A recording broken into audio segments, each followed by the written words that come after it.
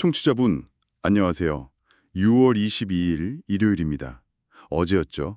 6월 21일에 미국이 이란의 주요 핵시설 3곳을 직접 공습했다는 소식이 들어왔습니다. 네, 상당히 큰 뉴스였죠. 트럼프 대통령도 SNS 통해서 미군 공습 사실을 바로 인정을 했고요. 이걸로 이제 미국이 공식적으로 이스라엘-이란 전쟁에 참여하게 된 셈인데요. 네, 맞습니다. 미국의 직접적인 군사 개입은 이게 처음이라 파장이 클 수밖에 없습니다. 당장 시장 반응을 보면 주말이라 미국 증시는 안 열렸지만 선물 시장에서는 움직임이 있었어요. 유가가 벌써 8% 급등하고 나스닥 100 지수 선물은 한 1.3% 정도 하락했더라고요. 네, 그렇죠. 주말 사이에 나온 뉴스지만 시장은 벌써 민감하게 반응하고 있는 겁니다. 특히 유가 움직임이 심상치 않죠. 아무래도 다음 주 월요일 시장이 열리면 나스닥은 좀 하락 출발할 가능성이 커 보이네요. 네, 그럴 가능성이 높아 보입니다. 그래서 오늘 저희가 좀 살펴볼 내용은 보내주신 그 자료 있잖아요. 미국-이란 전쟁, 주목해야 할 3가지 주식 섹터. 아, 네네. 이 자료를 바탕으로 해서 지금 이 상황에서 미국 주식 투자자로서 어떤 부분을 좀 핵심적으로 봐야 할지 깊이 있게 한번 이야기를 나눠보려고 합니다. 좋습니다. 단기적인 영향뿐만 아니라 장기적인 관점까지 좀 짚어보면 좋겠네요. 네, 맞습니다. 단기 변동성 너머에 있을 수 있는 기회나 또 위험 요인들, 그런 것들을 좀 중점적으로 보겠습니다. 그럼 가장 먼저 역시 원유 섹터부터 봐야겠죠? 자료에서도 이란의 지정학적 위치, 이걸 아주 중요하게 보더라고요. 그렇죠. 특히 그 호르무즈 해협이 문제죠. 네, 맞아요.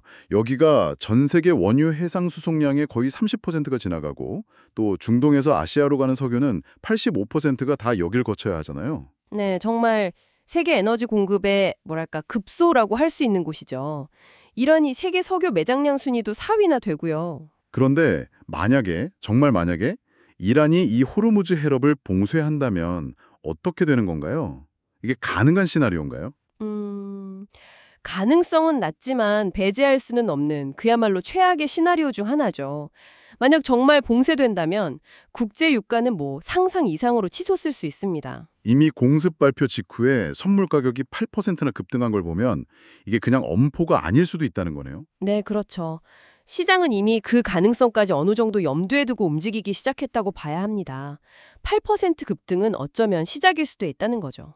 그런데 자료에서 좀 흥미로웠던 분석은 이 위기가 오히려 미국 원유 기업들한테는 기회가 될 수도 있다는 거였어요. 아, 네.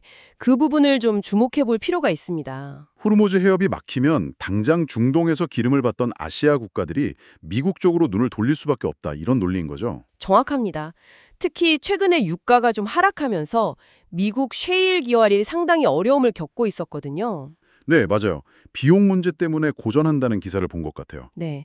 그런데 만약 호르무즈 봉쇄 같은 극단적인 상황이 발생하거나 혹은 그럴 가능성만으로도 유가가 급등하게 되면 이들 기업의 손익분기점을 훌쩍 넘어서게 되죠. 아, 그렇죠. 거기다가 아시아 국가들이 미국산 원유를 찾기 시작하면 이 수요 증가가 실적 개선에 아주 결정적인 역할을 할 수 있습니다. 자료는 이 부분을 단기적이지만 굉장히 강력한 모멘텀으로 보고 있는 겁니다. 셰일 기업들한테는 정말 반전의 계기가 될 수도 있겠네요. 네, 그럴 수 있습니다. 자, 그럼 에너지 위기가 이렇게 고조되면 을에 따라오는 문제가 또 있죠. 바로 식량 문제입니다. 다음으로 주목할 섹터가 미국 식량 주식인데요. 네, 맞습니다. 전쟁은 단순히 물리적인 충돌을 넘어서 이 경제 전반, 특히 공급망에 큰 영향을 주죠. 공급망 교란뿐만 아니라 농지가 파괴되기도 하고 또 사람들이 불어나니까 사재기를 하기도 하고요. 이게 다 식량 가격 급등으로 이어지는 거잖아요. 그렇죠. 가장 대표적인 예가 바로 러시아 우크라이나 전쟁이었죠. 그때 국제 밀 가격이 순식간에 2배 이상 폭등했던 걸 기억하실 겁니다. 네, 정말 무서웠죠. 전쟁이 심화되고 장기화될수록 식량 생산 차질이나 운송 문제 때문에 식량 가격은 계속 우상향할 가능성이 높습니다. 이건 거의 필연적이라고 볼 수 있죠. 그렇게 되면 관련 기업들은 매출이 늘고 주가도 오를 수 있다는 거군요. 네, 그렇습니다. 자료에서도 그 점을 지적하면서 과거 전쟁 시기에 오히려 주가가 강세를 보였던 기업들을 예로 들고 있어요. 대표적으로 ADM, 아처 데니엘스 미들랜드, 나코르테바, CTVA 같은 기업들이죠. 아, ADM이랑 코르테바요. 네, 실제로 2022년 러시아 우크라이나 전쟁이 한창일 때 나스닥 100 지수가 거의 30% 가까이 하락했었거든요. 네, 엄청난 하락장이었죠. 그런데 그 시기에 이 두 기업 ADM과 CTVA 주가는 오히려 30%나 상승했습니다. 와, 정말 시장 전체 흐름과는 완전히 반대로 갔네요. 네, 이게 바로 전쟁 상황에서 식량 안보의 중요성이 부각되면서 이들 기업이 일종의 방어주 역할을 했기 때문이라고 분석할 수 있습니다. 그래서 전쟁이 심화될수록 주목해야 할 섹터 중 하나로 꼽히는 거죠. 식량 안보라는 게 평소에는 잘 체감이 안 되는데 이런 위기 상황에서는 정말 중요하게 부각되는군요. 맞습니다. 자, 마지막으로 살펴볼 섹터는 방산 주식입니다. 사실 이 방산 섹터는 러시아 우크라이나 전쟁 때 수혜를 많이 받다가 최근에는 좀 종전 기대감 같은 것 때문에 주가 흐름이 다소 부진했잖아요. 네, 그렇죠. 어느 정도 조정을 받는 모습이었죠. 그런데 이번 미국 이란 간 긴장이 다시 고조되면서 이게 또 새로운 기회가 될 수 있다는 분석이 나오고 있습니다. 자료에서 특히 주목하라고 하는 기업들이 몇 군데 있던데요. 네, 그렇습니다. 자료에서는 대표적으로 세 기업을 꼽고 있습니다. 로키드 마틴, LMT, 노스롭 그루먼, NOC, 그리고 레이시온, RTX입니다. 아, LMT, NOC, RTX. 네. 각각 이번 분쟁 상황과 관련해서 좀 주목해서 봐야 할 포인트들이 있습니다. 우선 로키드 마틴 LMT부터 보면요. F-35 전투기 관련해서 최근에 좀 이슈가 있지 않았나요? 차세대 전투기 수주 경쟁에서 밀렸다는 얘기도 있었고 F-35 업데이트 문제도 있었고요. 네, 맞아요. 그런 잡음들이 좀 있었죠. 그런데 이번에 상황이 좀 달라질 계기가 생긴 겁니다. 어떤 계기죠? 바로 이스라엘이 이번 이란 공습에 F-35를 아주 성공적으로 사용했다는 점입니다. 실전에서 그 성능이 확실하게 입증된 거죠. 아, 실전에서 능력을 보여줬다. 그렇습니다. 사실 여러 가지 논란이나 잡음이 있더라도 실전에서 이렇게 확실한 성능을 보여주는 것만큼 강력한 마케팅은 없거든요. 그렇죠. 100마디 말보다 한 번의 결과가 중요하니까요. 네. 그래서 자료 분석에 따르면 이번 공습 성공이 그동안의 논란을 좀 잠재우고 F-35의 장기적인 수요를 다시 한번 견인할 수 있는 아주 중요한 계기가 될 수 있다는 겁니다. 기술적 우위를 다시 한번 전 세계에 각인시킨 셈이죠. 로키드 마틴 입장에서는 상당히 긍정적인 소식이겠네요. 그럼 다음으로 레이시온, RTX는요? 여기는 주가가 이미 최고점 부근이라고 하던데요. 네, 레이시오는 이미 주가가 상당히 높은 수준에 있는 게 맞습니다. 그 배경에는 역시 이스라엘의 아이언돔 방공망이 있죠. 아, 아이언돔, 레이시온 기술 기반이었군요. 네, 맞습니다. 이 아이언돔이 계속해서 실전에서 뛰어난 성능을 보여주면서 레이시온의 방공 기술에 대한 수요는 꾸준히 증가해 왔습니다. 그런데 이번 미국의 참전이 여기에 또 어떤 영향을 주는 건가요? 미국의 참전은 곧 분쟁이 장기화될 가능성이 더 커졌다는 것을 의미하거든요. 네, 그렇죠. 그렇게 되면 아이언돔 시스템을 계속 운영하고 유지보수하는 데 드는 비용과 수요가 늘어날 수밖에 없습니다. 이것이 레이시온의 지속적인 매출 상승으로 이어질 거라는 기대감이 지금 주가에 반영되고 있다고 볼 수 있는 거죠. 아, 단지 기술력뿐만 아니라 전쟁 장기화 가능성으로 인한 유지보수 수요 증가. 이것도 중요한 포인트군요. 네, 그렇습니다. 지속적인 수익원이 될 수 있으니까요. 마지막으로 노스트롭 그루몬인데요.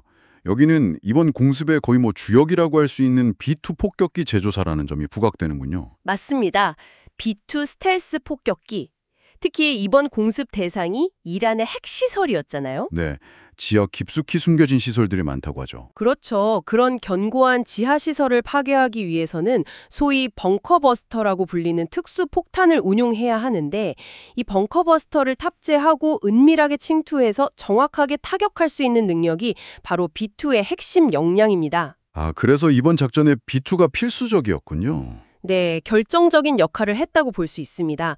이번 작전 성공은 B2의 전략적 가치를 다시 한번 전 세계에 입증한 셈이고요. 그럼 이것도 역시 수요 증가로 이어질 수 있겠네요. 네, 당장 B2 자체를 구매하려는 국가는 많지 않겠지만 유사한 종류의 위협에 대비해야 하는 다른 국가들이 노스롭 그루먼의 관련 기술이나 혹은 차세대 폭격기 등에 관심을 가질 가능성이 높아졌다고 볼 수 있습니다.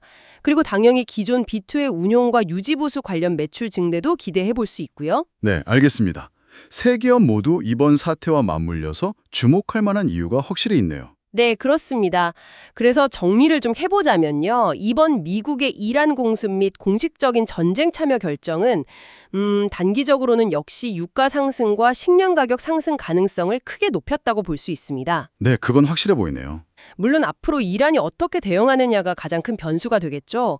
호르무즈 해협 봉쇄 같은 극단적인 카드를 꺼낼지 아니면 다른 방식의 보복을 할지 그게 중요하지만 네. 어쨌든 분쟁이 쉽게 끝나지 않고 장기화될 가능성도 염두에 둬야 합니다.